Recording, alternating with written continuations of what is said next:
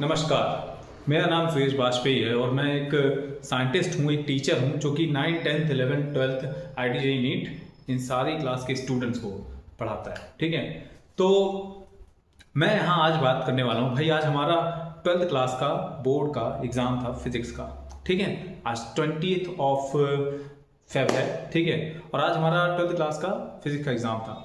लेकिन उसमें जो सेट्स देखे गए है ना, फिजिक्स में जो बोर्ड एग्जाम में जो सेट्स आए थे भाई, उन सेट में टफनेस का वेरिएशन बहुत अलग था। ठीक है, बहुत ही अलग था।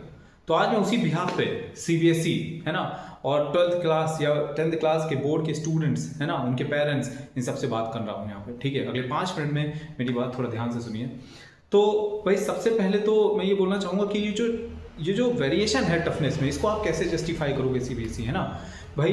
अगर इसमें वेरिएशन आया है, ठीक है, एक सेट अगर देखा जाए तो उसमें डेरिवेशंस एंड ऑल डेफिनेशंस हैं। ठीक है, दूसरा सेट वहीं अगर देखा जाए तो उसके ऑब्जेक्टिव क्वेश्चंस में JEE mains JEE advance level के क्वेश्चंस दिख रहे हैं। ठीक है, तो ये जो वेरिएशन है भाई, ठीक है, इससे इफेक्ट पड़ेगा ना स्टूडेंट के परसेंटेज पे। भाई एक स्टूडेंट जिसने साल भर मेहनत करी, ठीक है, वहीं दूसरा स्टूडेंट जिसने कम मेहनत करी। ठीक है, अब उस कम मेहनत वाले स्टूडेंट्स के मार्क्स अगर सरल पेपर उसके हाथ में आने से बढ़ जाए तो वो जो जिसने ज़्यादा मेहनत करी है उसको क्या फील होगा लाइफ में, है ना। उसके ऊपर तो यही लगेगा ना कि भाई मैंने इतनी मेहनत करी लेकिन उसके बाद भी कुछ नहीं है मेरे पास, है ना, ये क्या हो गया। उसकी आंखों से आंसू आएंगे भाई, है ना। तो ये सही नहीं है, right. This is not the thing, not the correct thing, right. तो भैया मेरे हिसाब से क्या होना चाहिए कि, और ये मैं आपसे अपील करता हूँ हाथ जोड़ के, कि जो टफ सेट्स हैं, है ना, जो जिन सेट्स का टफनेस लेवल हाई है, ठीक है, तो उनमें नॉर्मलाइजेशन होना चाहिए। ठीक है, जो लो है, ठीक है, उनमें भी नॉर्मलाइजेशन होना चाहिए। अब नॉर्मलाइजेशन 2 तरीके से हो सकता है। ठीक है, या फिर आप चेकिंग के समय ध्यान रखें कि इस बच्चे का ये सेट जो था, ये सेट टफ है, तो इसकी मार्किंग जो होगी वो नॉर्मलाइज कर दो। ठीक है, और दूसरा वहीं पे जो सेट ईजी है, ठीक है, उसकी मार्किंग थोड़ी हार्ड कर दो। ऐसे ये दोनों सेम लेवल पे आ सकते हैं। या फिर दूसरा तरीका है कि भैया जैसी चेकिंग हो रही हो जाने दो, जो मार्क्स एंड में आएंगे, जो भी मार्क्स एंड में आएंगे उसमें जो टफ सेट्स रहेंगे, जो टफ सेट्स आए हैं हमारे, है ना, बोर्ड एग्जाम में, उनके नंबर बढ़ाए जाएंगे और जो इजी सेट्स आए उनके नंबर कम करके ऐसे नॉर्मलाइज किया जाएगा। सेम लेवल पे तो लाना पड़ेगा ना हमें उन स्टूडेंट्स को। ठीक है, तो ये 2 तरीके से नॉर्मलाइजेशन किया जा सकता है। ठीक है, तो भैया सीबीएसई से मेरी ये गुजारिश है हाथ जोड़ के कि इस तरीके का कुछ आपको ज़रूर करना पड़ेगा, क्योंकि सेट्स में टफनेस में वेरिएशन अगर रहेगा तो चीज़ें यूनिफॉर्म कैसे रहेंगी, है ना। एक स्टूडेंट्स के 85% आ रहे हैं, ठीक है, वहीं एक बहुत ब्रिलियंट स्टूडेंट है, ठीक है, और वो 70% पे अगर फिजिक्स में रुक जाएगा तो ये जस्टिफिकेशन सही नहीं है ना, है ना। This is not digestible, right, है ना, किसी भी हाल में ये डाइजेस्टेबल नहीं है। तो इसी बात में वही सीबीएसई में बोलना चाहूँगा कि ये नॉर्मलाइजेशन टेक्निक्स अपनाई जाए। और उधर ही मैं स्टूडेंट से बोलना चाहूँगा कि बेटा आपका ये एक एग्ज़ाम था अभी, है ना, और 10th क्लास का भी स्टूडेंट का भी जो एग्ज़ाम था मैथ्स का, वो भी कुछ ऐसा ही था। ठीक है, मैंने देखा है। तो मैं ये बोलना चाहूँगा कि आपका भी यही एग्ज़ाम था, राइट। अभी और भी ऐसे एग्ज़ाम्स बाकी हैं। ठीक है, 4 एग्ज़ाम तो आपके बाकी हैं ना, 6 एग्ज़ाम्स तो 5 एग्ज़ाम्स तो आपके बाकी हैं, तो अभी उन पे आप फोकस करो।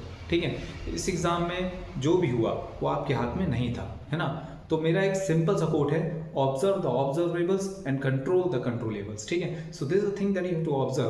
पेपर आपके हाथ में आया, आपने जितनी पढ़ाई करी थी पूरी दम से पेपर दिया, ठीक है, and I proud of you, I know that what you have studied you have done, right. जो भी आपने मेहनत करी आपने उसको पूरी सक्सेसफुली उसको अपनी आंसर शीट पे लिखा है। ठीक है, लेकिन आपके हाथ में क्या नहीं था, इजी सेट आना या टफ सेट आना आपके हाथ में नहीं था। ठीक है, तो वो उसके बेसिस पे आप अपने आप को जो है कम नहीं आंक सकते हो, राइट। आप में अभी भी दम है, अभी भी 5-6 एग्जाम बाकी हैं, और मेहनत करो और जुड़ो, ठीक है, और पढ़ाई करो और बाकी सब्जेक्ट में कवर कर डालो। ये जो डिफरेंस है ना, हो सकता है कि अगले पेपर में आपके पास इजी सेट्स आए। ठीक है, so don't worry about that, right, clear. आपको उसमें दिमाग नहीं लगाना, आपको परेशान नहीं होना है, आपको इस क्योस में नहीं पढ़ना है। ठीक है, उसके लिए हम हैं एज अ टीचर, ठीक है, और भी लोग हैं जो उसके लिए काम करेंगे, राइट। मेल करेंगे, अपील करेंगे, ठीक है, जो भी करना हो वो सब करेंगे, right. Don't worry about that, right, clear. And idea वगैरह सब डालेंगे तो उसकी टेंशन मत लो, है ना। लेकिन as a student what you have to do, you have to focus on your next exam, है ना। इस एग्जाम में जो हुआ जैसा हुआ वो आप छोड़ चुके हो,